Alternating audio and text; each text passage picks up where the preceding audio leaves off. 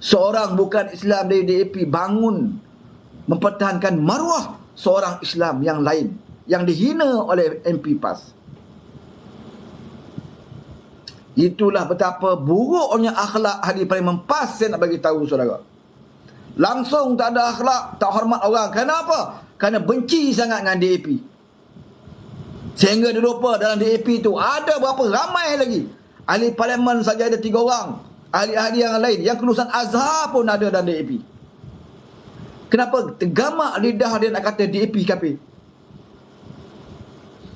Sebelum ini Tok Guru tu sebut pikat lawan Quran, tulis dalam Facebook. Sebab itu tak pelik kalau PAS rosak saudara, sebab pemimpin dia rosak.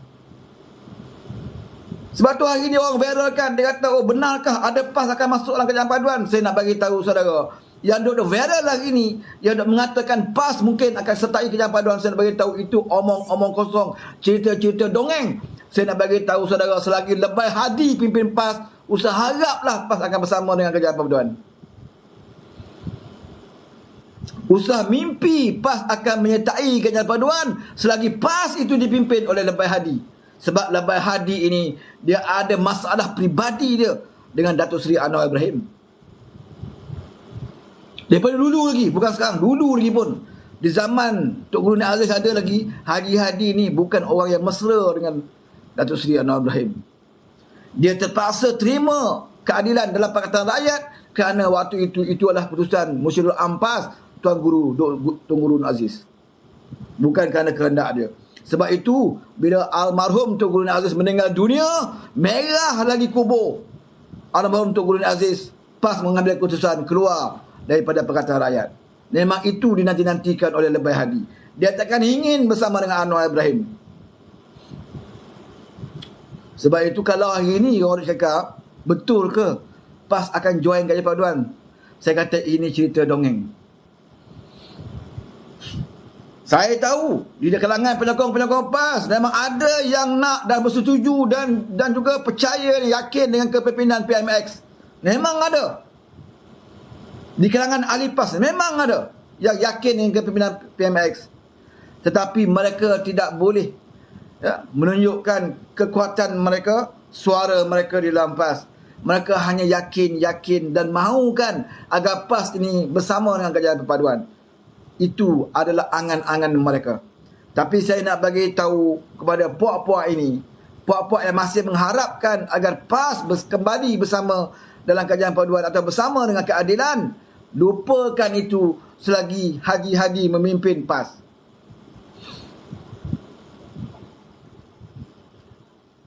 Sebab kerosakan yang dibawa oleh Haji kepada PAS bukan sekali.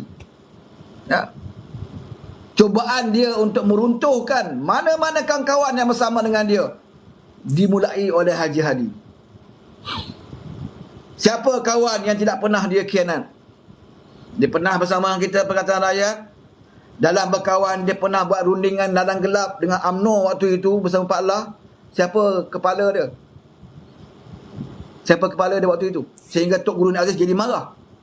Dia kepala dia, kepala alam dia. Timbul isu UG waktu itu bersama dengan UMNO ketika itu, zaman Pak Allah. Saya masih ingat. Cuba nak nafikan, tapi akhirnya terbongkar. Sampai ke pengetahuan Tok Guru Nik Aziz, dia cukup marah. Kenapa? Kerana kamu nak khianat rakan kamu. Sama juga bila kita dalam Pakatan Rakyat dulu, bila agih-agih kerusi dalam pilihan raya. Dah setuju dah pembahagian kerusi dalam pilihan raya. Tiba-tiba hari penamaan calon, ada watikah desain Ali Haji Hadi, calon PAS masuk bertanding. Langgar kerusi keadilan.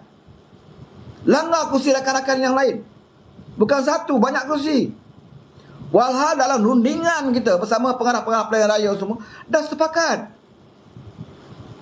Tapi last minute dia keluarkan watikah, dia letak calon juga bertanding di kerusi PKR. Kalau tak khianat nak kata apa? Tapi dia gunakan alasan, oh kita kena letak calon, terpaksa letak calon sebab calon PKR ni berfikiran komunis, calon PKR edar pil kuda, macam-macam alasan dia bagi tanpa bukti pun. kerana nak menghalalkan tindakan dia, sailang kerusi. Padahal kita waktu itu dalam Pakatan Rakyat, kepala alam dia Haji Hadi. Sama juga dengan isu langkah Kajang. Semua rakan-rakan sekutu bersetuju. Langkah Kajang bukan langkah merampas mandar rakyat. Langkah Kajang adalah menukar menteri besar saja dari parti yang sama. Dia tidak sama menukar kerajaan. Dia tidak merampas mandar rakyat. Mandat kepada Kerajaan Selangor itu adalah kepada Pakatan Rakyat. Menteri besar ada keadilan. Sekarang ni tukar menteri besar saja, kerajaan sama. Tak, itu bukan merampas mandar rakyat, tukar menteri besar saja. Tapi waktu itu dia pertahan sungguh-sungguh. Tak nak bersetuju. Tak nak terima Wan Azizah. Wan Azizah tidak layak, dia kata. Ini sikap seorang ulama. Merendah-rendahkan orang lain. Wan Azizah tidak layak jadi menteri besar. Akhirnya Tuhan tunjukkan. Tuhan tunjukkan waktu Haji Hadi masih hidup. Wan Azizah bukan saja menteri besar, dia dah jadi timbalan Perdana Menteri. Kalau kamu sekat dia jadi menteri besar, Tuhan takdirkan Wan Azizah dapat jadi timbalan Perdana Menteri. Lagi besar daripada itu. Boleh saja dia mentadbir. Tak ada masalah pun semenjak dia jadi timbalan Perdana Menteri. Suatu 2 bulan boleh pun usahakan menteri besar. Timbalan Perdana Menteri dia boleh lakukan. Nak banding dengan kamu Haji Hadi jadi menteri besar Terengganu sepenggal, apa yang kamu buat? Yang kamu hebat sangat, yang kamu kata Wan Azizah tidak layak. Sekurang-kurangnya Wan Azizah seorang wanita pernah jadi timbalan Perdana Menteri. Kamu Haji Hadi paling kuat menteri besar, itu pun sepenggal. Itu Tuhan nak tunjuk kepada kita, saudara. Sebab itu jangan sombong, jangan ego, jangan suka rendah-rendahkan orang. Kalau Tuhan nak tunjuk orang yang kamu rendahkan itu diangkat lebih tinggi daripada kamu. Samalah juga hari ini. Berapa ramai dulu orang kata Anwar Usman mimpilah jadi Perdana Menteri. PM tepi, PM tepi. Woi, bodoh, PM tepi. Ini ucapan yang lahir dari kumpulan puak-puak ini.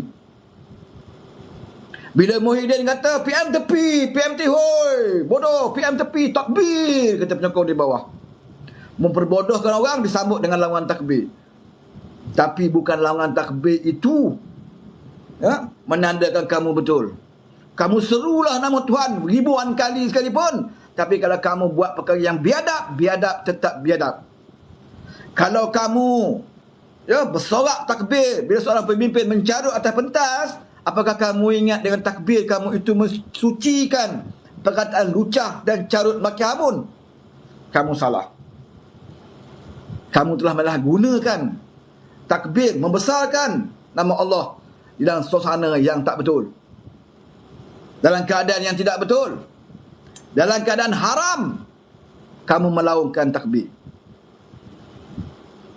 Sebab itu bila Muhyiddin kata Anwar bodoh, Anwar PM tepi dan sebagainya, itu tak mimpi.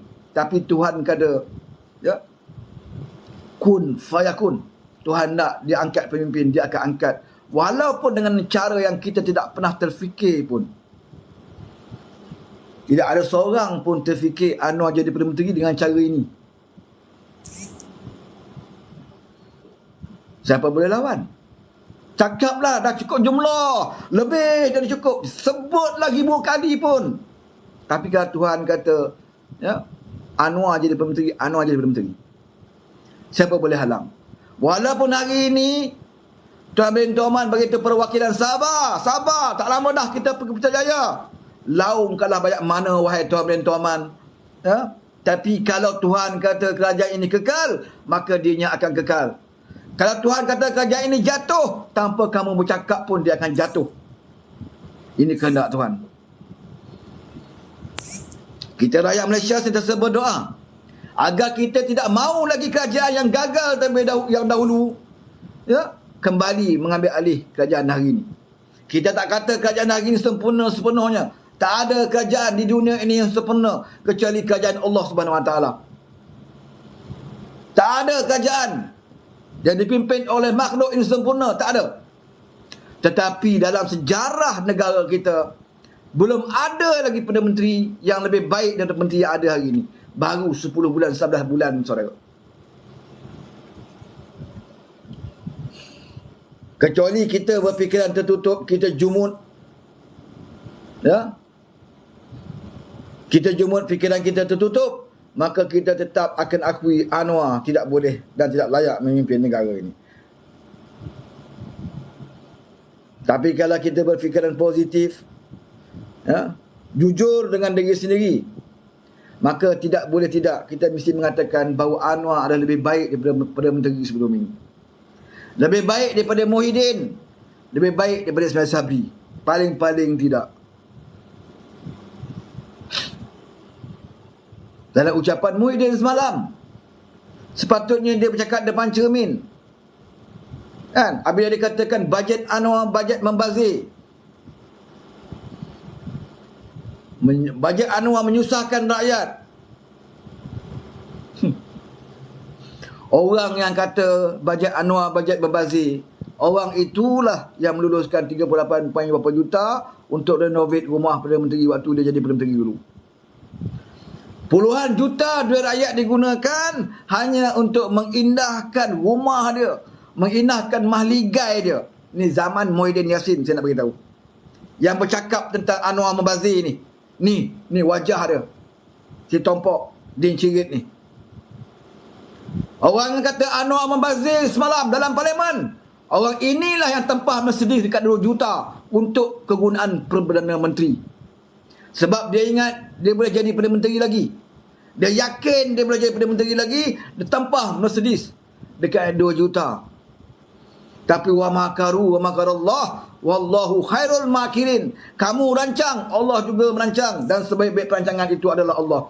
Kamu tempah kereta, kamu renovate rumah, tak sempat kamu nikmati dia, Anwar jadi Perdana Menteri. Tapi Anwar bukan macam kamu. Walaupun kamu dah renovate rumah puluhan juta untuk diduduki oleh Perdana Menteri, Anwar tak tergamak nak duduk. Dia tak duduk pun rumah itu. Dia manfaatkan rumah itu untuk majlis-majlis ilmu dia setiap bulan. Dia tak duduk, saudara. Dia bukan jenis orang yang duduk atas mahligai. Apatah lagi mahligai itu dibina daripada titisan darah rakyat. Dia kerah hanya darah rakyat waktu Covid. Rakyat angkat bendera putih tak makan. Rakyat hari-hari bunuh diri. Ratusan mati setiap hari. Dia kerah hanya setiap titisan darah ini untuk mahligai dia. Rakyat susah sampai terpaksa dalam sejarah keluar duit KWSP. Di zaman merdeka, zaman wujudnya KWSP, tak pernah lagi diberikan keluar duit sewenang-wenang sedemikian rupa. Tapi di zaman abah kau, cara paling mudah nak bantu rakyat, kau korek tabung kau sendiri. Bukan sekali, saudara.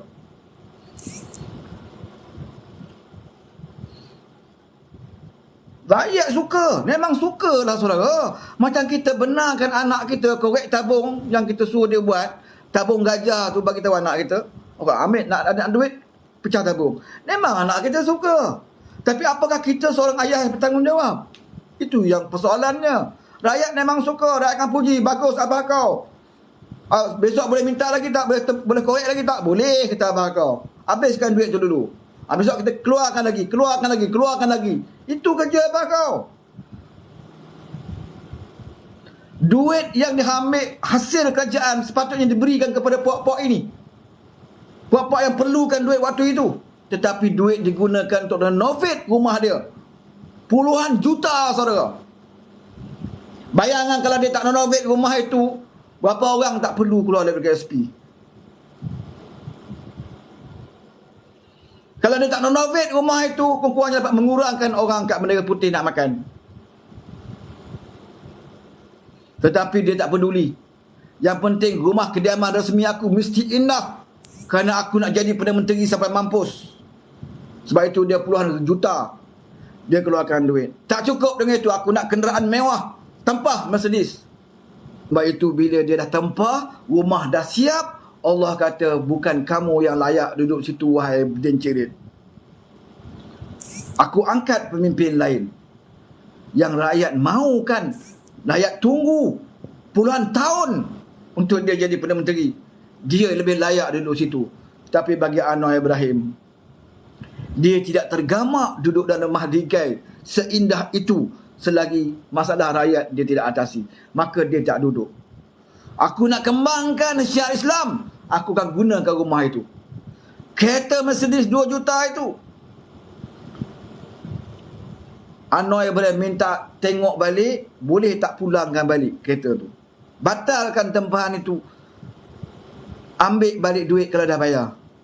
Alhamdulillah, rezeki rakyat Malaysia masih sempat ditarik balik. Dan kita selamatkan hampir 2 juta saudara untuk kereta Perdana Menteri. Anwar naik kereta Proton sekarang ini.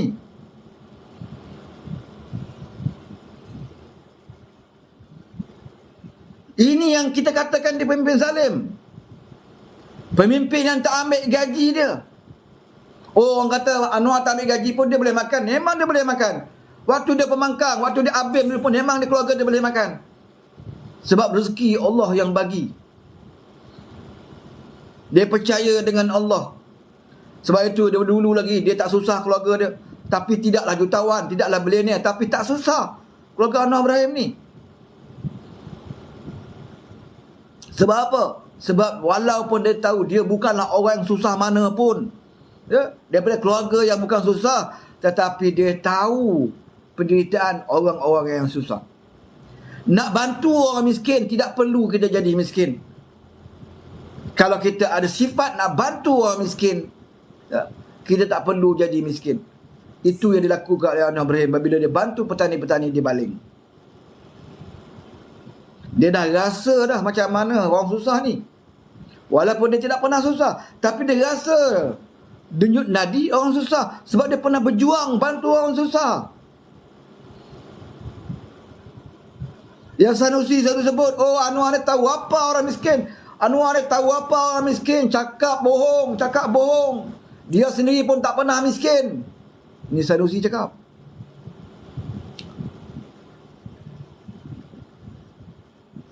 Kita nak bagi tahu Sanusi, waktu Anwar membela nasib kebun-kebun kecil di Baling dalam demonstrasi, waktu itu Sanusi umur berapa?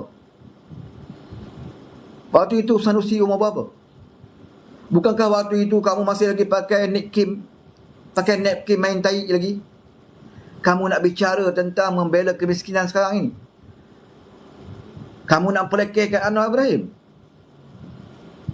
Suluh diri kamu, apa jasa kamu membantu orang miskin sepanjang kamu berjuang dalam politik Sanusi. Sampai hari ini kamu menteri besar sekalipun.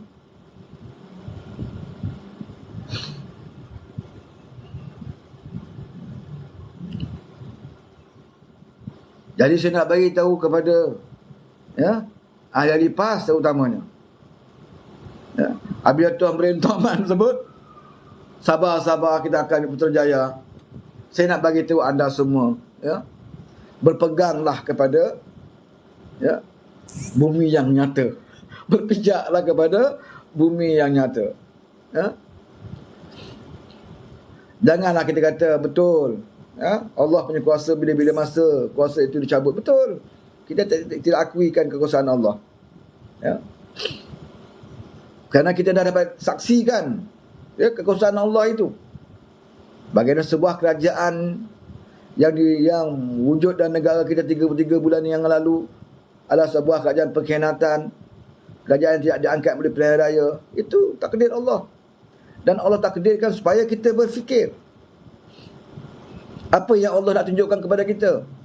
Bahawa kerajaan yang tidak mendapat mandat rakyat itu, kerajaan yang didirikan oleh pengkhianatan itu takkan lama. Takkan lama, saudara. Sebab itu Muhyiddin hanya 17 bulan jadi Perdana Menteri. Sejarah politik tanah air, seorang Perdana Menteri yang paling singkat adalah Muhyiddin Yassin. Sebab itu dia malu. Sebab itu dia meroyan nak jadi Perdana Menteri sekarang ini. Termasuklah beberapa pimpinan PAS.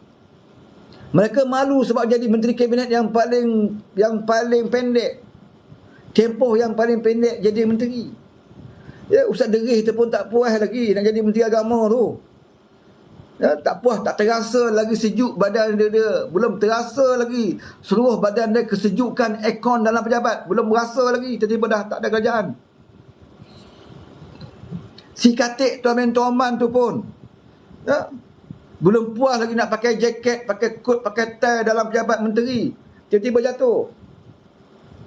Lebih Hadi Marang macam tu juga.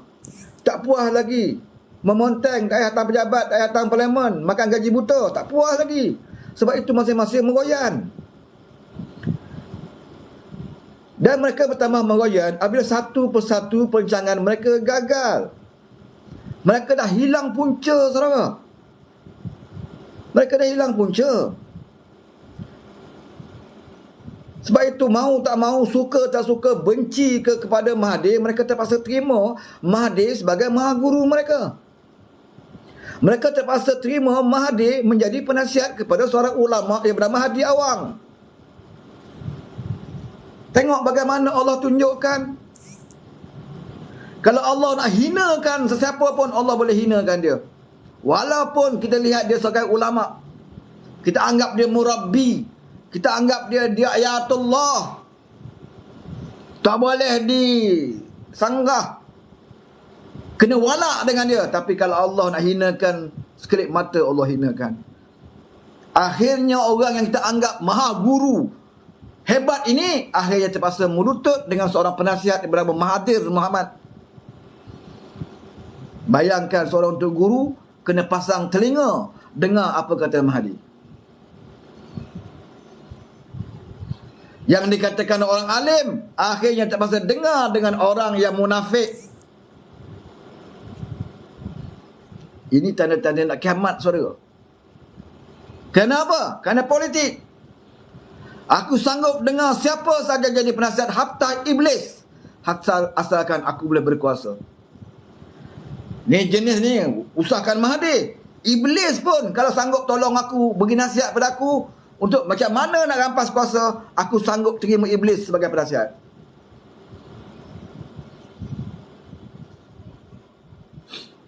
Kalau Tuhan nak tunjuk, boleh tunjuk hari ni, kita dah dapat lihat. Apakah ahli PAS terfikir bagaimana PAS yang kamu pertahankan puluhan tahun, yang dasarnya Islam, Al-Quran dan hadis, yang kamu pertahankan itu, sanggup menerima seorang yang menolak Al-Quran, menolak hadis, menghina Nabi sebagai penasihat kepada parti kamu?